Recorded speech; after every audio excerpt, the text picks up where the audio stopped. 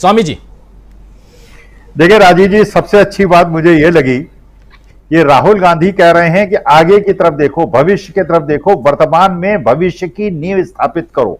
हम भी अपने छात्रों से ये कहते हैं, जो देश के द्वितीय नागरिक हैं, माने जो राष्ट्रपति महोदया के बाद दूसरे नंबर के हमारे सबसे सम्मानित व्यक्ति हैं, वो कहते हैं पीछे इसलिए देखना पड़ता है कि पीछे की घटनाओं से सीखा जाता है। देखिए, मैं तो ये सोच रहा था कि अगर भगवान ये चाहता कि पीछे की घटनाएं ज्यादा महत्वपूर्ण हैं, तो हमारे सिर में आंखें उसने पीछे लगाई होती। भगवान ने आंखें सामने इसलिए लगाई हैं कि हम आगे देखें। कभी कभी उसने गर्दन इसलिए लचीली बनाई है, कभी कभी मुड़ के पीछे भी देख लें। लेकिन अगर वो ये चाहता कि हमेशा पीछे देखा जाए तो आंखें पीछे लगाता। अब जो आपके विदेश मंत्री महोदय हैं, उन्होंने एक बड़ी अच्छी बात कही। उन्होंने कहा देश में चुनाव होता है, यह सिद्ध करता है कि लोकतंत्र देश में है। अरे विदेश मंत्री महोदय जयशंकर साहब, आपको कैसे पता 2024 में सत्ता आपकी बनेगी अगर लोकतंत्र है? पहली बात। दूसरी बात यह है कि अगर विदेश देखता है कि भारतवर्ष के अंदर कैसा लोकतंत्र है, तो क्या वो ये नहीं देखता कि पॉक्सो एक्ट के तहत अगर कोई दर्ज होता है तो आपकी पुलिस एफआईआर नहीं करती है, सुप्रीम कोर्ट के निर्देश पे एफआईआर होती है, उसके बाद अरेस्ट नहीं होता, उसके बाद लड़की के माता पिता को धमकाकर उनसे अपना कथन बदलने का प्रयास होता है? क्या विदेश ये नहीं देखता कि आपके देश में इतना अच्छा लोकतंत्र है कि 13 महीने किसान, लाखों किसान बैठे रहते हैं, आप अपने राजधानी के चारों तरफ कीलें गाड़ देते हैं, उनको अंदर नहीं घुसने देते। आप 2-3 दिन पहले हरियाणा के अंदर किसानों को लाठियों से पीट के लहूलुहान कर देते हैं। विदेश क्या ये नहीं देखता? लोकतंत्र का मतलब केवल चुनाव नहीं होता है। लोकतंत्र का मतलब होता है कि जो नेता है वो संवाद करे, वो प्रश्नों का जवाब दे, वो जवाबदेह हो, वो अपनी जनता को अपने समकक्ष माने, और जब जनता भूखी हो और उसके बाद नौकरियां न हो तो दिन में 5 बार अपनी ड्रेस ना बदले। तो वास्तविकता में देखिए, ये जो लोकतंत्र की बात की है विदेश मंत्री महोदय ने, अब वो तो राज्यसभा के दोबारा नॉमिनेट हो जाएंगे, लोकसभा का चुनाव तो उनको लड़ना नहीं। लेकिन वास्तविकता में लोकतंत्र का मतलब ये होता है कि आप जनता से जुड़े रहें। तो भारत के लोकतंत्र में देखिए अब एक नई घटना हो गई है। मैं तो सुनील जी से कह रहा था कि आपका उत्तर प्रदेश में कानून व्यवस्था इतनी अच्छी है राजीव जी, कि किसी को कोर्ट परिसर में मार दिया जाता है, खुलेआम गोलियों से पुलिस के सामने भून दिया जाता है। कोर्ट परिसर में एक गुंडा दूसरे गुंडे को भून देता है। कैसी कानून व्यवस्था है ये? कैसा लोकतंत्र है? हम तो मानते हैं कि जो जेल है या पुलिस की कस्टडी जो है वो सबसे सुरक्षित जगह है। वहां पे तो पूरा जो सरकार है और जो प्रशासन व्यवस्था है वो किसी मुजरिम को भी अधिकार देती है कि वो कोर्ट के सामने अपना तथ्य प्रस्तुत करे। वहां हत्याएं होती हैं और उसके बाद आप कहते हैं कि आपके देश का लोकतंत्र बहुत अच्छा है और उत्तर प्रदेश की कानून व्यवस्था बहुत अच्छी है। आज जिस प्रकार से लखनऊ के पास एक लड़की का बलात्कार हुआ है और उसको विभत्स रूप से मारा गया है, रोज इस प्रकार की घटनाएं घट रही हैं।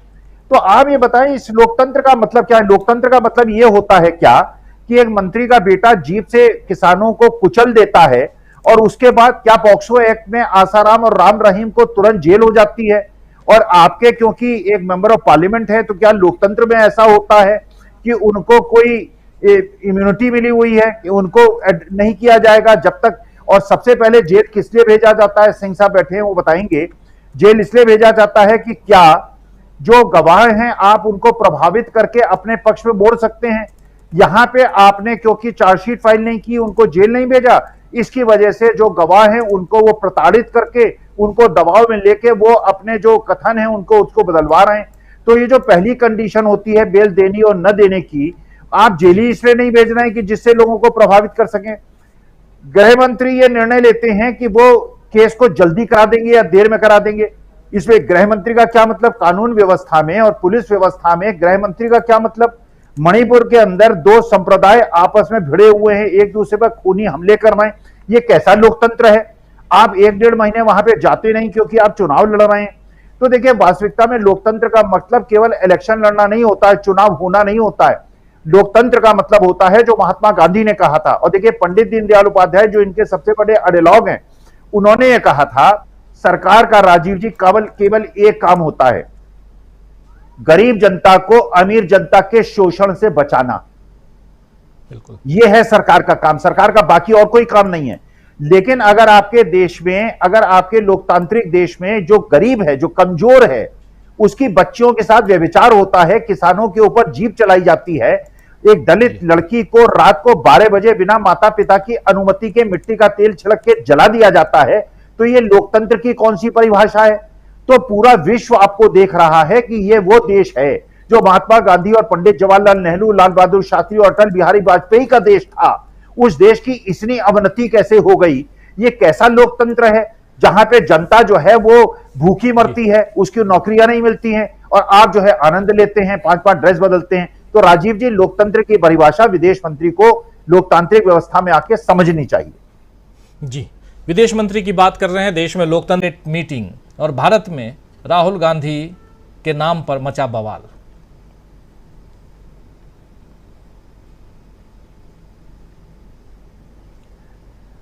अनम्यूट कर लीजिए। जी जी, ठीक है ठीक है ठीक है। और जिसको अस्त होना है वो अस्त होगा, ये बिल्कुल स्पष्ट हो रहा है 2024 के लिए। हिंदुस्तान में भी और विदेश में भी जो थोड़े बहुत बादल आए थे और जिन बादलों ने ढका था, लेकिन जो सूर्य है वो उदय हो रहा है। पूरा विश्व मान रहा है सूर्य उदय हो रहा है, और दूसरी तरफ जो सूर्य अस्त हो रहा है उसका भी संदेश देश में भी है, विदेश में भी है, वो अस्त हो रहा है। तो ये प्रकृति का नियम सिद्ध हो रहा है, और राहुल गांधी और माननीय मोदी जी दोनों इस प्रकृति के नियम के अनुपालन में। उनसे पूछो भैया ट्रेन एक्सीडेंट क्यों हुआ? कहेंगे भैया वो देखो कांग्रेस ने 50 साल पहले ये किया। भैया टेक्स्ट बुक्स में से आपने पीरियोडिक टेबल एवोल्यूशन क्यों निकाल दिया? भैया कांग्रेस पार्टी ने 60 साल पहले ये किया। It is immediate, there immediate response. भैया पीछे देखो। Now you think about it. All of you came here by car, using your cars. Imagine if the only thing you did was look in the rear view mirror. If 24 घंटा when you were driving the car, you looked at the rear view mirror, could you drive your car? You'd be having one accident after the other.